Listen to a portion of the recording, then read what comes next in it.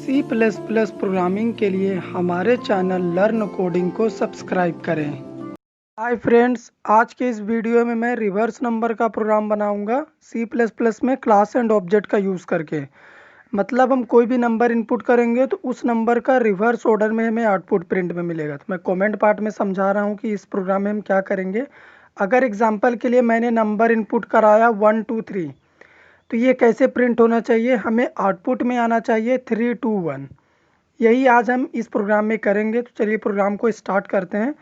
सबसे पहले मैंने हेडर फाइल को इंक्लूड करा, देन मैंने क्लास बनाया है, यहाँ पे हम लॉजिक लिखेंगे और मेन फंक्शन जहाँ पे क्लास का ऑब्जेक्ट बनाएंगे। और ये हर एक प्रोग्राम में होता है सी प्लस प्लस के। तो चलिए प्रोग्राम को स्टार्ट करते हैं। तो सबसे पहले मैंने क्लास लिखा है। क्लास एक कीवर्ड है जो क्लास को डिक्लेयर करने के लिए लिखते हैं। उसके बाद हमें यहाँ पे क्लास का एक नेम लेना होगा। मैं ले लेता हूँ ए। ये क्लास का बस पहचानने के लिए, आइडेंटिफिकेशन के लिए एक नेम लेना होता है। अब मैं क्या करूँगा, क्लास के प्राइवेट पार्ट में जाऊँगा और यहाँ पे अपने रिक्वायरमेंट के हिसाब से डेटा मेंबर बना लेता हूँ। तो सबसे पहले मुझे यूज़र से एक वैल्यू इनपुट कराना है, तो उसके लिए मैं एक इंटीजर टाइप का एन नाम का डेटा मेंबर बना लिया हूँ। इसी में मैं नंबर को इनपुट कराऊंगा, जैसा मैंने एग्जांपल में बताया 123। इसी में इनपुट करेंगे तो हमें रिवर्स में प्रिंट मिलेगा। तो सेमीकोलन से क्लोज कर देते हैं। आगे जितने भी डेटा मेंबर्स की रिक्वायरमेंट होगी बाद में हम डिक्लेयर कर लेंगे। अब हम मेंबर फंक्शन बनाएंगे, तो उसके लिए मैं पब्लिक एक्सेस स्पेसिफायर यहाँ पे लिख रहा हूँ। मेंबर फंक्शन को हमेशा पब्लिक सेक्शन में ही बनाना होता है, क्योंकि हमें ऑब्जेक्ट से उन्हें कॉल करना होता है। प्राइवेट रहेंगे तो कॉल नहीं कर पाएंगे, लेकिन डेटा मेंबर को प्राइवेट पब्लिक आप कुछ भी कर सकते हैं। तो यहाँ पे मैं वॉइड इनपुट नाम का एक मेंबर फंक्शन बना लेता हूँ।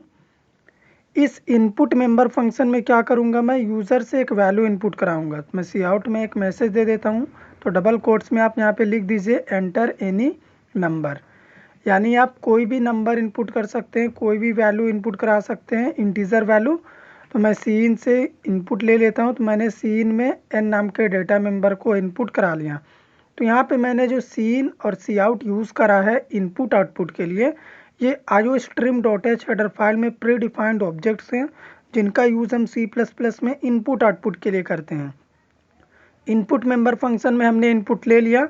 अब हम आगे की कोडिंग के लिए एक और मेंबर फंक्शन बना रहे हैं, वॉइड शो मेंबर फंक्शन में हम क्या करेंगे, जो भी रिवर्स नंबर का प्रोग्राम का लॉजिक है उसे भी लिखेंगे और रिजल्ट भी प्रिंट कराएंगे। आप चाहें तो एक ही मेंबर फंक्शन में कर सकते हैं या फिर कंस्ट्रक्टर का यूज़ करके भी कर सकते हैं। तो यहाँ पे मैं सबसे पहले वाइल लूप का यूज़ कर रहा हूँ। आप चाहें तो फॉर लूप या फिर डू वाइल लूप का भी यूज़ कर सकते हैं। तो वाइल लूप में एक कंडीशन दे देते हैं हम कि अगर हमारा इनपुट किया गया नंबर पॉजिटिव होता है, यानी ग्रेटर देन 0, तब ये हमारा वाइल लूप एग्जीक्यूट होना चाहिए। तो रिवर्स नंबर के लिए सबसे पहले हमें इनपुट किए गए नंबर का रिमाइंडर फाइंड करना होगा। तो मैंने n मॉडुलस 10 लिखा है और इसे स्टोर करा देता हूँ मैं एक r नाम के रिमाइंडर वेरिएबल में। तो यहाँ पे जो भी रिमाइंडर निकलेगा अब हम उसे क्या करेंगे, प्रिंट करा देंगे। सी आउट में आप r को प्रिंट करा दीजिए, सेमीकोलन देता हूँ मैं। उसके बाद r प्रिंट होने के बाद हमें उस नंबर को 10 से डिवाइड करना होगा। तो मैं लिख रहा हूँ n डिवाइड 10 और इसे स्टोर करा देता हूँ फिर से n नाम के डेटा मेंबर में।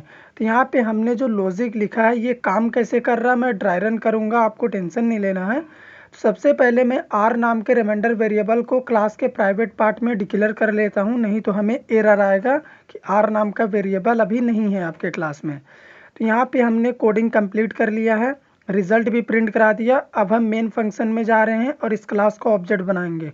तो ऑब्जेक्ट बनाने के लिए सबसे पहले क्लास का नेम लिखेंगे ए और एक ऑब्जेक्ट वेरिएबल का नेम ले लीजिए ओबीजे। तो ऑब्जेक्ट बन चुका है क्लास का। अब इस ऑब्जेक्ट से क्या करेंगे, हम अपने दोनों मेंबर फंक्शन को कॉल करेंगे। तो ओबीजे डॉट इनपुट और इसी तरह से आप OBJ dot show member function को भी कॉल कर लीजिए। जैसे ही मैंने दोनों मेंबर फंक्शन को कॉल करा, यहाँ से हमारा इनपुट और शो मेंबर फंक्शन एग्जीक्यूट करेगा। तो यहाँ पे इनपुट वाले में हम एक वैल्यू इनपुट करा देंगे, उसके बाद शो वाला मेंबर फंक्शन हमें रिवर्स ऑर्डर में नंबर प्रिंट करके रिजल्ट दे देगा। तो अब हम गेट सी एच फंक्शन लिख रहे हैं, स्क्रीन होल्डिंग के लिए टर्बो सी में हम इसका यूज़ करते हैं, और CLR फंक्शन भी लिख रहा हूँ ताकि जो कंसोल है वो क्लियर रहे। ये दोनों फंक्शन प्री डिफाइंड फंक्शन है, गेट सी एच और CLR conio dot h header file में पहले से ही डिफाइंड है। कोड को सेव करते हैं और रन कराते हैं। तो देखिए कोड सक्सेसफुली रन हो चुका है। तो मैं एक वैल्यू इनपुट कर देता हूँ 123। तो आप देखिए रिजल्ट में क्या आया है 321, यानी जो भी नंबर मैंने इनपुट करा उसका रिवर्स ऑर्डर में आउटपुट आ गया। तो इस आउटपुट को हम ड्राई रन करेंगे। तो ड्राई रन के लिए मैं अपने कॉपी में जा रहा हूँ, वहाँ मैं आपको बेटर ड्राई रन करके समझा पाऊंगा। सबसे पहले हमें n में एक वैल्यू इनपुट करनी होगी। तो मैंने एक वैल्यू इनपुट कराया 354। ये हमारा इनपुट किया गया वैल्यू है। अब इसका रिजल्ट क्या आना चाहिए 453 रिवर्स ऑर्डर में। तो चलिए इसे ड्राई रन करते हैं। तो मैंने लूप में कंडीशन दिया n ग्रेटर देन 0। तो अभी n का करंट वैल्यू क्या है 354। क्या ये ग्रेटर देन 0 है, कंडीशन ट्रू।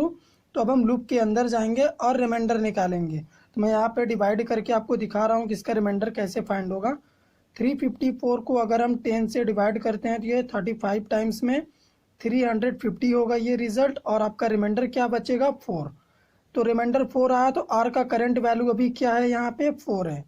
तो मैंने सी आउट में क्या करा, उसी आर को प्रिंट करा दिया। तो यहाँ पे क्या रिजल्ट प्रिंट होना चाहिए 4 प्रिंट होना चाहिए। उसके बाद हमने नंबर को 10 से डिवाइड करा। जब मैंने नंबर को 354 को 10 से डिवाइड करा तो हमारा रिजल्ट क्या है 35। तो अभी n का वैल्यू क्या हो गया, n का वैल्यू हो गया अभी 35। अब हम लूप में फिर से कंडीशन में देखेंगे क्या 35 ग्रेटर देन 0 है, क्योंकि n का वैल्यू 35 है। कंडीशन ट्रू हो गया हमारा। तो अब हम जब 35 का रिमाइंडर निकालेंगे 10 से डिवाइड करके, मैं कर रहा हूँ यहाँ पे, आप 35 को 10 से करिए, यहाँ पे 3 टाइम्स में ये 30 होगा और आपका रिमाइंडर क्या बचा 5। तो अभी आर का करंट वैल्यू क्या हो गया 5 हो गया। मैंने सी आउट में इसी आर को प्रिंट करा दिया। तो रिजल्ट क्या प्रिंट हुआ 5। उसके बाद हमारे पास n का वैल्यू अभी है 35। जब हम इसे 10 से फिर डिवाइड करें तो हमारा क्या रिजल्ट आया 3। तो अभी n का करंट वैल्यू क्या हो गया 3 हो गया। अब हम फिर से लूप में कंडीशन देखेंगे क्या 3 ग्रेटर देन 0, कंडीशन ट्रू हो गया हमारा। तो यहाँ पे आप रिमाइंडर निकालिए। फिर से मैं दिखा रहा हूँ आपको करके। यहाँ पे जब हम 10 को 3 से करेंगे डिवाइड तो आपका रिमाइंडर वही 3 होगा। जो भी अगर आप रिमाइंडर निकालना चाहते हैं, अगर वैल्यू 10 से छोटा हुआ तो आपका रिमाइंडर वही होगा। लेकिन अगर आप इसे फोर्सली करेंगे तो आपको फ्रैक्शन पार्ट में जाना होगा। आप लिखेंगे 0.3, तब ये जाके 30 होगा और ये 3 टाइम्स में कट जाएगा तो इसका रिमाइंडर 0 हो जाएगा। लेकिन ये रॉन्ग आउटपुट है। क्यों? क्योंकि अगर हम जब 10 को 10 से ही डिवाइड करेंगे तो ये 1 टाइम्स में जाएगा तो इसका रिमाइंडर 0 आ रहा। ये करेक्ट रिजल्ट है, मतलब हमारा ये वाला रिजल्ट इनकरेक्ट है। तो इस केस में हमने फ्रैक्शन निकाला था, लेकिन हम फ्रैक्शन नहीं कर सकते क्योंकि हमने क्या वैल्यू इनपुट करा था, हमने एक इंटीजर वैल्यू इनपुट करी थी। तो यहाँ पे आपको सिंपली याद रखना है, जब भी 10 से छोटा नंबर बचे, फिर चाहे कुछ भी नंबर हो, अगर 10 लेस देन 987 कुछ भी हो जाता है तो आपका रिमाइंडर वही नंबर होगा जो बचेगा। तो यहाँ पे अभी आर का करंट वैल्यू क्या हो गया, आर का करंट वैल्यू हो गया हमारा 3। तो हमने क्या करा, सी आउट में आर को प्रिंट करा तो रिजल्ट क्या प्रिंट हुआ 3। तो आप देखिए हमने नंबर क्या इनपुट करा था 354, हमें रिजल्ट में क्या प्रिंट हुआ 453। तो ये सिंपल सा ड्राई रन था रिवर्स नंबर का। अगर आप कोई भी छोटा सा भी प्रोग्राम बनाते हैं तो कोशिश करिए उसे ड्राई रन करने का, क्योंकि ड्राई रन करने से आपका जो भी प्रोग्राम होता है आपको बेटर तरीके से समझ में आ जाता है। अगर आपको हमारा वीडियो अच्छा लगा हो तो हमारे वीडियो को लाइक करिए, शेयर करिए। चैनल पे नए हैं तो चैनल को सब्सक्राइब कर दीजिए।